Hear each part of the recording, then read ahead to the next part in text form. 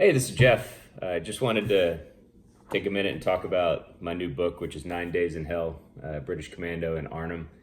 And I haven't talked about it much because we wanted to actually have the books in hand, and really appreciate all of your orders so far. We're going to be shipping them this week. We've already raised several $1,000s to help local military families with basic needs. And so thank you very much for that. And just wanted to say a few words about the book itself. Rod is an amazing individual.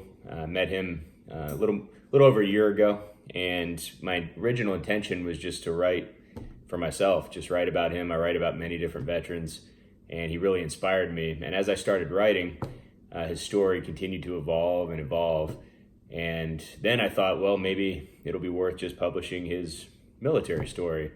And then as I talked to Rod more and more, I realized that his rest of his life was equally amazing. So the challenge when writing about World War II is that it just happened a long time ago. You know, we're celebrating the 75th anniversary of D-Day and Operation Market Garden in Rod's case, and we have the 75th anniversary coming up for Battle of the Bulge. And these things happened so long ago. There are very few eyewitnesses that are still living. Most of your iconic books that were published were, published back in the 60s and 70s and the 80s.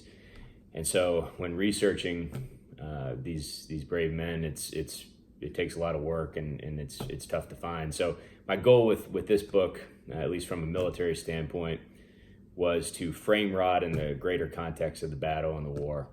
And what happens a lot of times is, when you have these younger enlisted soldiers, it's not like it is today in the military. Back then, they didn't have maps.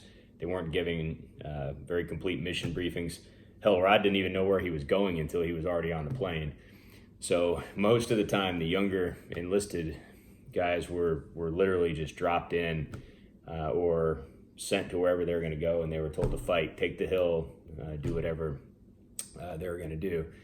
And so as they're describing their stories to me, the challenge from my standpoint is to research, based on what they're telling me, research and figure out exactly where they were at in the greater context of the battle, and then obviously the greater context of the war. So I incorporated some works from some other historians, guys like Anthony Beaver, who are just phenomenal historians and writers.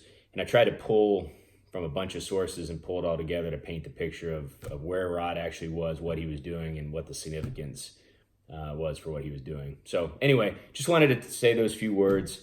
If you'd like to order a copy, you can do it through our website, which is www.walkamongheroes.org.